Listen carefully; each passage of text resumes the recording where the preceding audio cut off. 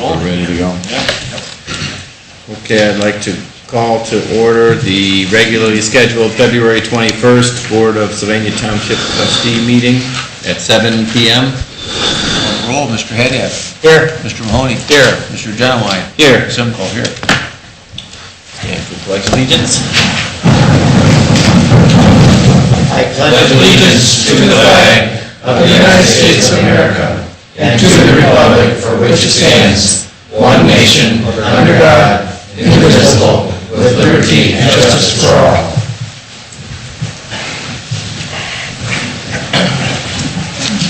Did anyone have any issues or corrections to the minutes of the February 7th meeting? I have none. Me neither. Motion to approve them as submitted? So moved. Kevin, you're making the motion. And Mr. Genowine, second. Yep. Okay, fine. All, Mr. Haddad? Yes. Mr. Mahoney? Yes. Mr. Genowine? Yes. Thank you. Any additions or deletions to the agenda? Yes, update on the OTA conference in Columbus. I don't know where you want to put that under, administration. That's fine. Mr. Zeitler, do you have anything? No. Yeah. I don't have anything. Hearing of the public, did anyone sign in? Nope, nobody signed in. So we'll jump right into the zoning. All right. And we'll have the zoning department do their resolutions and monthly review, and then I'll do item number 8, resolution 12-33. I'll explain that to you then.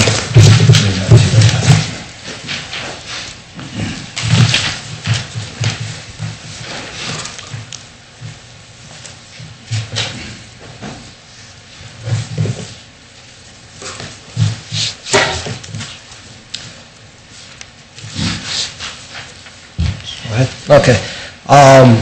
We have a zone change request from A4 Rural Residential to C4 Professional Business Office PUD. The property is located at 3611 and 3619 Holland-Sylvania Road. It's on the west side of Holland-Sylvania Road, bordered on the south by University Parks Trail and on the north by Greenacre Road. It's 1.38 acres. There's currently 2 single-family homes on the property.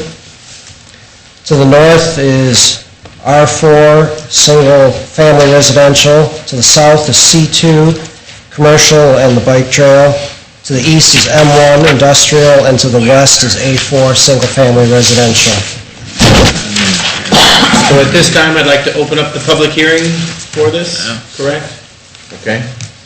Do we have anybody here supporting the...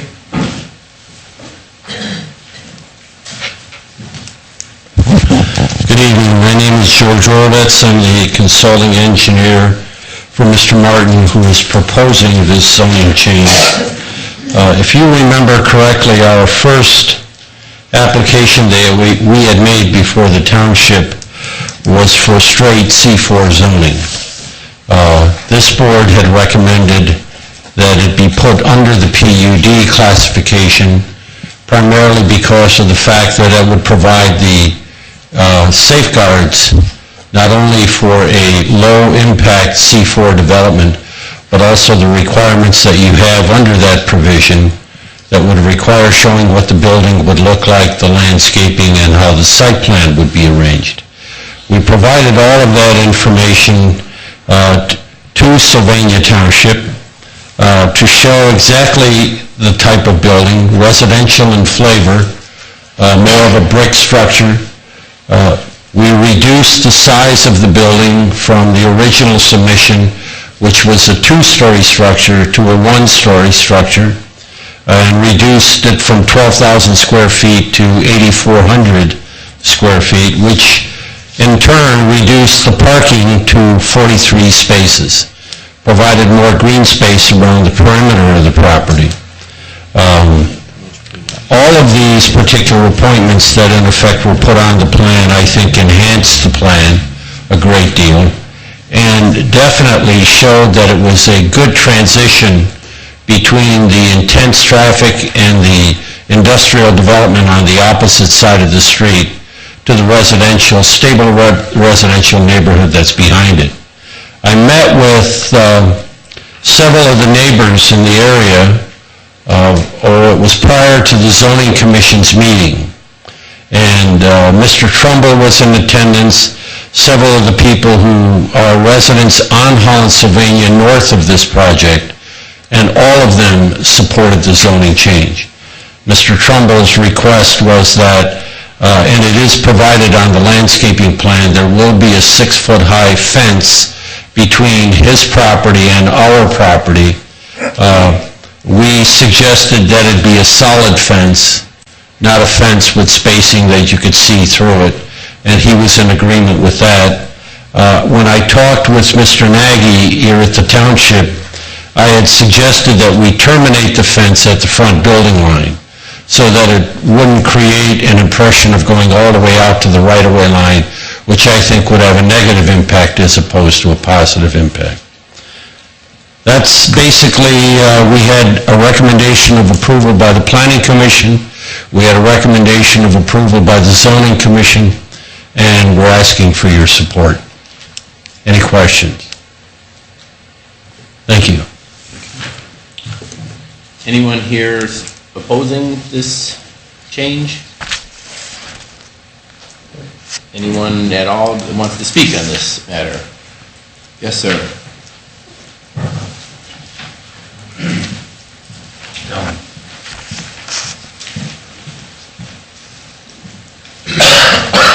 My name is Al Hayes. I live at 7040 Whitetail Court.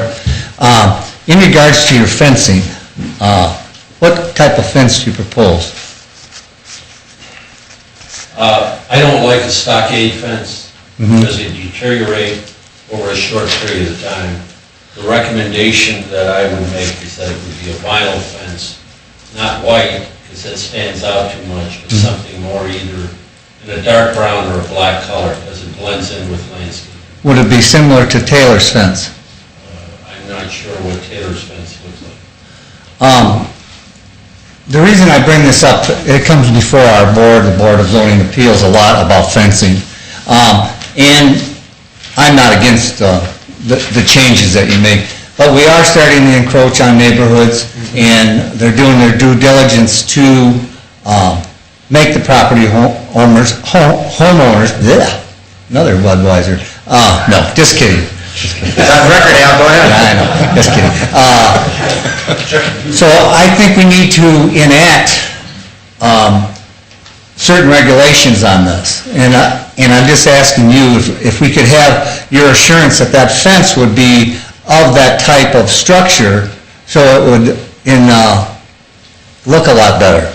We've had this case a couple times before the zoning appeals, in which you're not before the zoning appeals, but we've had quite a bit of problem in our area here, if you look around, on the landscape plan, with the size of the trees on the property, and saying, well, yeah, we're going to landscape this around.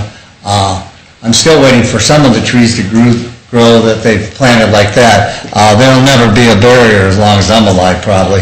So that's just one of the things I question for the property owners mainly, and to give you more of an aesthetic background. That was my only question. We have no problem committing to a vinyl fence. I'm sure they'll do a nice job, Al, for the neighborhood. He's working well with everybody. That's fine. I mean, I would think you'd work with the neighbors and... Sue Tewitt, 6051 Green Acre. I was just wondering, is the fence going to be like a progression, like it's going to come down, or is it just going to stop 6 foot and be done? What we had proposed was that it would be 6 foot high from the building line back to his rear property line. So it's just going to be a blunt 6 foot? And the building line is 40 feet from the road? The front building line on Green Acre is 35 feet. Okay.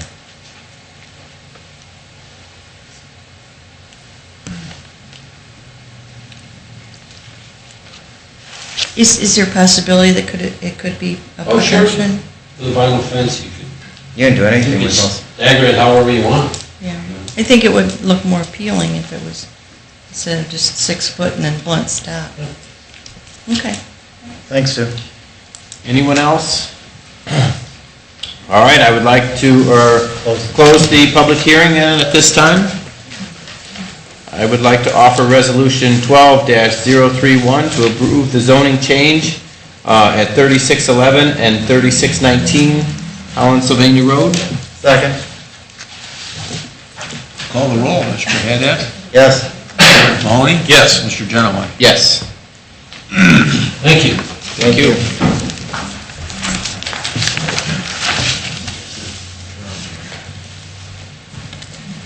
The next item we have is resolution number 12032, the new zoning permit fees. We reviewed our fee schedule. A lot of it has been in place for many years, and we looked at surrounding communities and what they charge for some of their zoning fees. We're just asking for some of these changes to bring our own fee schedule, more in line with the surrounding communities. What we're looking at is residential alterations. It's currently 50, going down to 30 on that, and keeping the residential additions at $50. Accessory structure, currently it's $50 for over 1,000 square feet and $25 for less than 1,000. We want to keep the 1,000 square feet the same, but change under 200, which would basically be a storage shed, to $20, and then 200 to 1,000 would be $30. New construction dwellings, currently the one-family and two-family are 100, multifamily is 150. We're looking at one-family and two-family becoming 150 and multifamily 200. Regarding fence permits, all of them, residential and commercial, are 25 right now. We want to keep residential at 25, but go 35 for commercial and industrial. So George needs to get his in here quickly. Yeah. Mobile home park, right now it's first space at $100, each additional space 20. We want to go up to 25 for the additional spaces. Swimming pools, this is one that we really felt needed to be changed because they're both 25, whether it's in-ground or above ground. So we want to keep above ground at 25 and go to $40 for in-ground. And Board of Zoning Appeals, residential is currently 125. We want to take that up to 150 and keep commercial and industrial at 150. 250. I'm sorry, 250. That's right. Thank you. And Daryl, you've gone through these with the one-family and two-family, multifamilies. Those numbers are pretty much what we're seeing throughout the area. Yes. Okay, great. Offer Resolution 12-032, adopting new zoning permit fees. Second. Mr. Haddad? Yes. Mr. Mahoney? Yes. Mr. Genowine? Yes. Keep up the good work, Daryl. Thank you very much. It was a nice job. Okay, next we have our monthly report. January of this year, we had 16 permits, as opposed to 27 permits that we had a year ago. BZA, we had 1 case, and zoning commission, we had 2 cases. Let's hope it picks up here with the good weather. How many permits did we have? 16. Okay. I was going to stop my poll, but they had 4, and they said they're doing better than us. I said, I'm not saying that. I don't want to start trouble with it, but thank you. At this point, we want to open back up the public hearing, which was continued from our last 2 meetings with a zoning text amendment to the Sylvania Township zoning resolution for the PUD. Do we have anyone who would like to speak for or against the new PUD regulations? Okay, I guess we will close the public hearing. I offer Resolution 12-009, approve the amendments to the Sylvania Township Resolution, Article 20, and dispensing of the second reading. Second. Yeah, call the roll. Mr. Haddad? Yes. Mr. Mahoney? Yes. Mr. Genowine? Yes. because you cleaned that up pretty good, thank you. Good job, John and Daryl.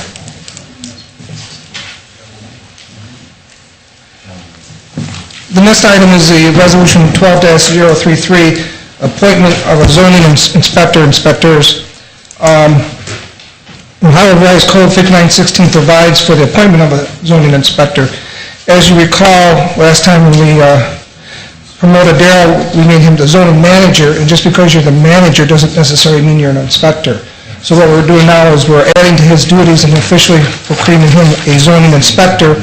And I talked to our council, and they also said that we can have another person as a backup inspector, so I'm also recommending Melissa Brzezinski be appointed the assistant zoning inspector, so when Daryl's go out on vacation or he's not around, she can actually issue citations.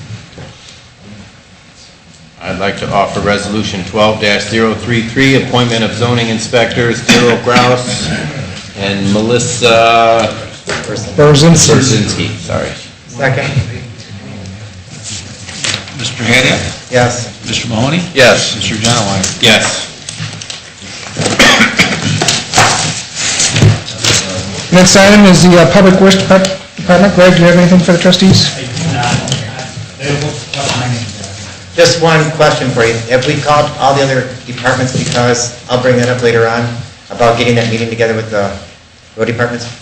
Yes, sir, we already had our meeting a couple weeks ago. Okay, good. I'll bring that up later on. Thanks. Okay, and then the Fire Department with their monthly report. Good evening. I'll be brief. Before you have a monthly report. You'll see on page 2 that we had just 12 less fire calls in January of 2012 than we did in January of 2011. And also on page 4, you'll see that we had 17 EMS calls less in 2011 than we did in 2012. We feel that a lot of the incidents that we had in January are weather-related, and because we didn't have the nasty weather that we had in 2011, that we fared a little bit better as far as our incidents that we ran. We did have two house fires that you'll see on page 63. One was caused by a laptop computer, and the other one was a mattress burning at 5679 Monroe in the city of Sylvania. On page 5 is our mutual aid reports. We did give mutual aid to Toledo Fire Division on 2 occasions, both on January 1st of 2012, one at 02:01 hours and one at 02:46 hours. They had a very busy night that night, and we went ahead and filled in at their fire station on Central Avenue, Station 25, and our crews took a couple runs out of there. We had a mutual aid from Springfield Township Fire on I-475. That's the mutual aid contract we had with them on the expressway. They rendered aid for us. And then we also helped Toledo out on a run at Corey in Sylvania. That's that corner there that sometimes happens in this township or in Toledo. Page 6, you'll see our public safety education. We conducted 4 station tours, 2 public education events, and checked 2 smoke detectors. That's on page 6. And we had some notable projects, some community risk reduction. Deputy Chief Freilich reviewed 11 plan reviews. On page 7 is our monthly training. We're back. The paramedics are now back in class in January. The topic was geriatrics. They talked about me that night. Well, that's what they told me. So they were 200 hours of geriatrics, 204.5 hours actually that they studied under that. And our department did a department-wide CPR refresher, and we're going to conduct a refresher here for the Township Hall in March. Also, Al Hassenfrest, the mechanic, reviewed with the crews. We asked him to sit down with the crews and go over the apparatus, operations of the apparatus, winter checks, summer checks, so the guys felt more comfortable with the pumps and the gauges and whatnot. He did a really fine job with that. We appreciate Greg allowing him to come out and do that. It was very helpful to the guys. Then on the last page, you'll see that Deputy Chief Freilich did a fire extinguisher demo for the Lord's College students, And that's just a little thank you note that one of the young ladies sent us for his taking them out there and showing how to use a fire extinguisher. Unless you have any questions, that's my report for the evening. No, thank you. Thank you. Thanks, Chief. Thank you.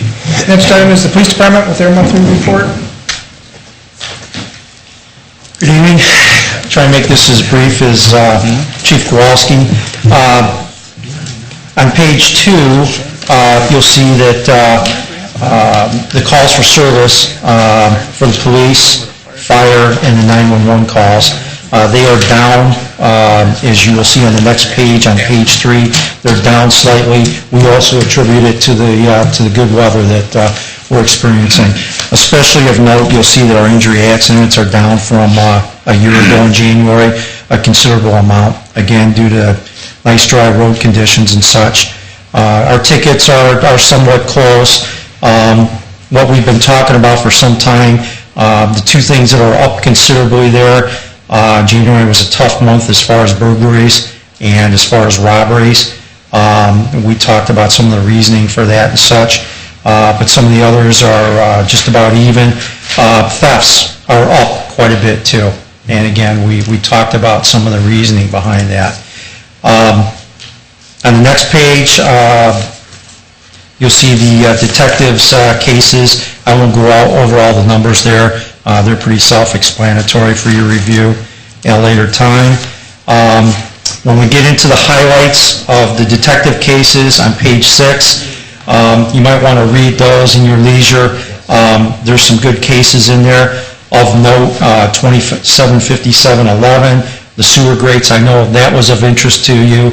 We made a good arrest there, and actually it wasn't just our sewer grates, it was Jim Shurkowski suffered a big loss of sewer grates, and a considerable amount. We haven't been able to recover those, but the same suspect owned up to those, and they're still working on that. Another good one is 1812 and 6712, our gas station B&Es. We ended up with a little more difficulty apprehending that suspect. He crashed one of our cars when we were chasing him and some fun things like that, but we ended up getting him. The robbery of the gas station down there, the BP at 6437 Central, you probably saw that in the paper, and the lovely mugshot of that suspect, and that was a good arrest. And then another one was 158, 159 of this year report, the last one on the page there. And actually, I have to give him credit. That was attributable. You see where it says a Sylvania Township detective. That was actually Sergeant Colwell. That we were familiar with a certain car that had been hit in areas. We had a description of the car. Off duty, he happened to see that car exiting Chuck E. Cheese, followed it to a gas station, and lo and behold, in the interim, we got a report of several cars broken into at Chuck E. Cheese. So just down from that gas station where they used a stolen credit card out of one of the cars, we got a couple of marked cruisers, made the stop, came up with all kinds of stolen property from other cars, from the Chuck E. Cheese and such, so that was a good job. So, and the other ones might be of interest. It talks about on Corey Road, we were able to match prints off a car to a suspect that was suspected in some other car thefts and such. So just kind of shows you how we, it's not all like CSI, it's not that complicated, but we do use that kind of stuff sometimes, and it's kind of interesting to read how they come up with it. Detective Bureau is doing a great job now. And I'm happy to say, too, that in looking at the reports over the last couple weeks, notably the last couple weekends, knock on wood, no burglaries and things seem to be down considerably. So hopefully that trend will stay. Community affairs, just a couple of things. Currently, Officer Krychek is teaching DARE at Stranahan. He just got started in January. They continue the ALICE training in the different schools in conjunction with Sylvania City PD that the schools really like. And then they're preparing for the Citizens Police Academy that they'll be holding shortly. They hope to get about 15 students, 10 to 15 is optimal. We haven't had it in the last year because there wasn't enough interest, so I suspect maybe the bottled up or the the pent-up interest, we'll probably get to 15. And then I'd just like to acknowledge Officer John Munch for his efforts in the fall semester all the way till January. We had a vacancy that was created very quickly in our community affairs, and especially namely teaching in DARE. Officer Munch really stepped to the plate. As you probably know, he was a DARE officer for many, many years. He's a huge asset, and I consider him a huge asset in the department. He knows everybody. And he stepped to the plate, taught DARE at Central Elementary, was involved in a lot of other community affairs actions, and he just did a great job. And then I would like to, in the same breath, welcome Officer Snow. Bob Snow is our new community affairs officer. He just completed training last month for DARE, and he's going to actually be teaching a somewhat revised DARE program, a shortened DARE program in our 2 middle schools. That's what community affairs is up to, along with sometimes we're plugging them into increased traffic enforcement as I receive the complaints from you all or from the different phoned-in complaints and such. We utilize them as well as road patrol, and they obviously are the ones that get the speed trailer out and such too.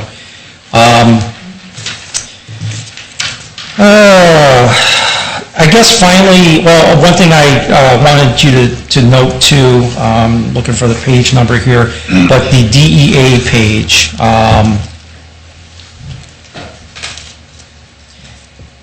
I think I passed it before community affairs, but you'll see that there was $343,000, yeah, it's page 8, that were seized by that task force in the month of January. Don't intend that to be a revenue producer. Don't ever want to say that. Don't want to, like with the traffic lights, the speed cameras in Toledo and such. But it's proven to be a very good marriage, and quite frankly, we got a lot of money the last 2 months, November and December, from being in that DEA task force. And that allows us to buy the extra things, the surveillance equipment, the different things that come up, suddenly that we need to do our job better. So that's been a real good deal, and the officer that, I won't name him, but the officer that's in that task force does a lot of undercover work and such, continues to do an excellent job in that. And then just very quickly, I'd like to welcome or acknowledge these appreciations or these accolades from citizens. I've got a nice card here from a resident on Sequoia, reference to our house checks. Absolutely shocked at the diligence that those houses are walked twice a day.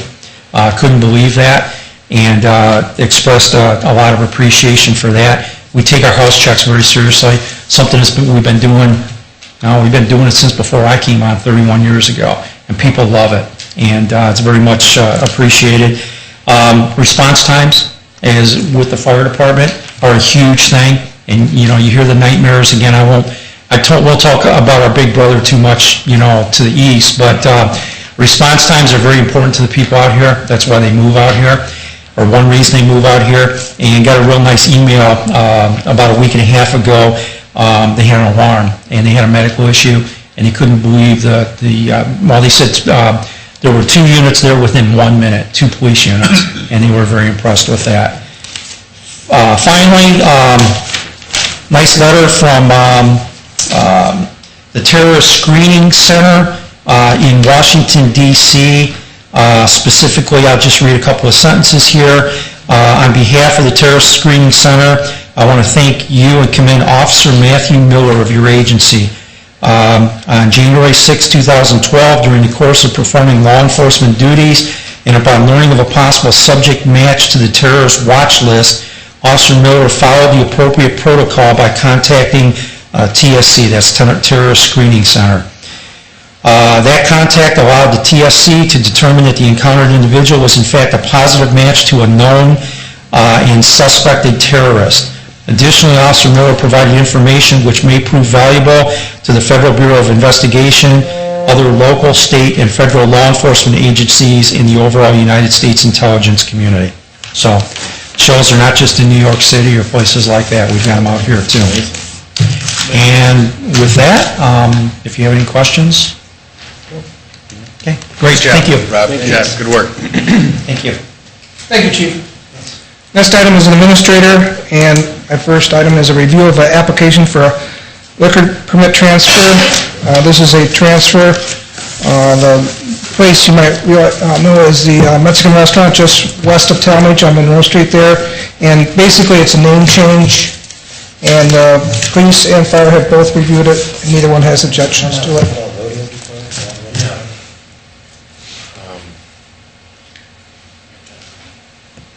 What's it called right now before they changed it? It was El Rodeo, then it's something now? I couldn't tell you. La Hacienda? Is it? No, I don't know. So this is the new name of the place? Well, I don't know if they're doing business as is the name change. I don't know if they'll officially change names. I don't have any problem. And since we don't take any action if we have no problem with it, so. That's, and then trustee Haddad, you had some comments you want to make about the, Yes, I just was going to give you guys a real brief review of what happened down at the Ohio Township Association, because the governor came to the meeting and gave a big speech during the general session and stated specifically, we're cutting your funding, we're getting rid of a lot of money that's available to you. Unless you work with other groups in other regions and other areas, you're getting nothing because it's going to be in the new grant fund that they just created. And they gave him a standing ovation. I said, how can we do more with less unless we try to come up with other monies? Well then, in House Bill 386, they created a subpart that was just added at the last minute of the bill to give townships 50% of the money from the casino. And they aced that out. Bart Sears and all these guys said, no, we're taking that out, so too bad, you guys can do what you want with the county money. Because that was going to go to fire, police, and all the townships and everything, so we lost a lot of those revenues. So what it ended up as is they're going to give a little bit money to the townships, but they don't have to. So that's what we're stuck at. That was the whole meeting of the whole conference, and how to do more with less. I was just out to Monclova, being the president of the Township Association, and they were talking about trying to work with other departments and trying to say how they're going to regionalize to get some of this grant money, otherwise we're going to be getting nothing. Absolutely nothing, and they're going to be losing like $350,000 a year right now, which is substantial for them. I don't know what we're going to end up losing. I'm not sure, I know. I think it's going to be about $250,000, Yeah, is it we're about that, budgeting. right, Jim? Yeah. So just so we know that we're going to be losing those grant monies, and that's was our money, and they're going to just cut. So just to give you guys a heads up. Thank you. All right. Open discussion then? Well, we got our fiscal Vice officer, Oh, Mr. I'm sorry, Simcoe. I jumped ahead. I can see where he's quiet over there. I'm sure he's going to turn it over to Mr. Beck, so No, I'm not. Mr. Beck will... I refuse to return it over to Mr. Beck this evening. We just have our month-end analysis, and there it is up there on the board, and the numbers are so, just 1 month. Road department's looking good, though, I would imagine. Yes, sir. Keep knocking on wood. We always look good. We got a lot of salt left for this year. It's very early on in the financial game for us, but just this month, we're doing well on our expenditures, a little bit below what the standard should be, so, but again, we got a ways to go, and so we're hoping continue to do well. That's all I have. Keep on the course. Good. Open discussion, hearing of the public on non-agenda items? And I think Mr. Hayes does not want to speak now. No, okay. Thanks, Al. Greg Stalter? Please state your name and address.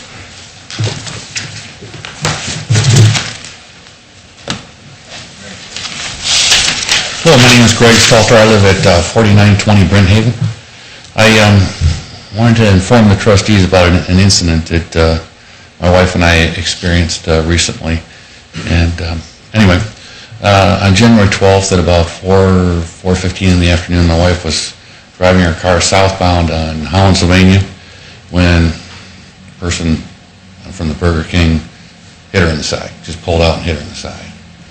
As I'm sure the trustees are aware, that time of day right there near Central Avenue, it's a very busy intersection, a lot of traffic. That person took off, drove south in the northbound lanes against the grain of traffic of Pennsylvania, just ran right through the red light, across Central Avenue, just to get out of there. Officer Saleka, very nice gentleman, he was the person who came out to the scene, and he actually pulled a piece of the other person's plastic front bumper out of the spokes of my wife's car. We found that person's car a couple miles south of there a couple days later, and we went down to the Township Police Station. We met Officer Polecki, another nice gentleman. We gave him the piece of the bumper. He went down there and took pictures. It's a perfect match. Okay.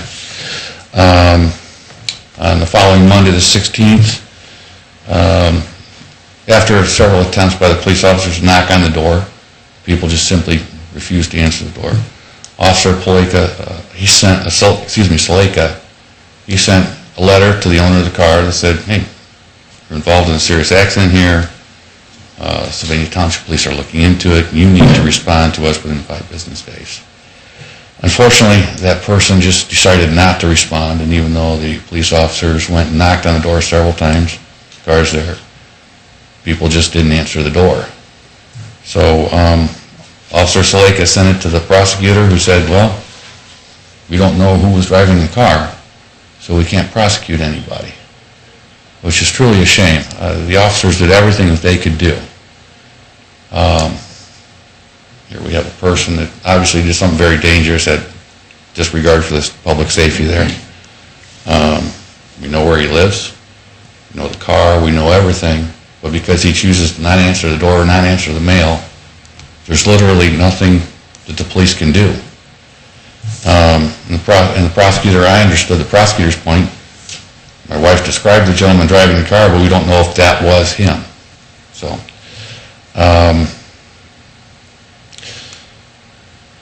at that point, the officer told us that our only recourse would be to take the registered owner of the car to small claims court, which is truly a shame, because to me, I mean, we have laws to protect us from this Those types of people. Exactly. Yeah. Okay. And I felt bad for the officers, because you could tell they were clearly doing everything they could do. Okay. And I planned to come here and tell you about this. And then, last Thursday night, lo and behold, my wife and I are on our way home. Guess what we saw? We saw the car. And it wasn't at home. It was at the Burger King.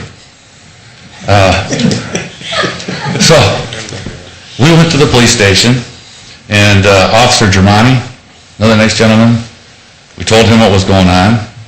He got right on it. He went over to the Burger King, talked to the lady. They found out that, no, it wasn't her car, it was her cousin's car. The guy driving it was her boyfriend, and the reason he took off was because there's 4 warrants out for his arrest. I suppose the reason I'm coming here tonight is I realize the trustees have no control over the state law, but it would be nice if perhaps our police officers had a little bit more oomph when they're looking at situations like this, just and people wouldn't be able to get away with things by simply ignoring the door, ignoring the nasty grams they get in the mail. And so I mean, I would hope that you gentlemen would be kind enough to, next time you see our representatives, you could mention that. Maybe they'd like to give our officers a little bit more power. I also would hope, I did see I was very impressed with the police chief's report on the police department. They're obviously out there working hard. And one thing I did get the impression when I was speaking with them over the course of this ordeal, it's not like the Chuck E. Cheese thing, not that serious or anything, but I did get the impression that they're extremely busy. They've got a lot going on. Yes, calls are down due to the weather, but these guys are working hard. So I would hope that, and I'm sure that the trustees are constantly monitoring our staff levels, make sure they're adequate, and so forth. So that's why I was here tonight to let you know about that situation. Okay? Thank you. I do find it interesting that, if I run a red light and the camera takes my picture, that if I ignore that, I'm still gonna, get the fine and get all those things that come with that, but if I just ignore that stuff, Yeah. when it comes to me direct, I can get away with it, so, We don't even, such an ironic, we don't even know if this person has insurance. We still don't even I would know. imagine he doesn't, but, So, okay, thank you. Sorry you had to deal with that. yeah. Thank you, though. I don't know if we can do anything about it, but the prosecutor is a Sylvania prosecutor, because all our cases go Sylvania clerk. Yeah. Chief Bowman's going to talk to him and just see, if there's other things we could have done or anything like that, so we'll look into it. Thank you. That's it, probably. Okay, well, I guess with that, I will offer a motion to close the meeting at 7:41. Mr. Haniak. Yes. Mr. Mahoney. Yes. Mr. Genowine. Yes. Good meeting, gentlemen, thank you. Thank you. I don't know if it was a record, but it was close.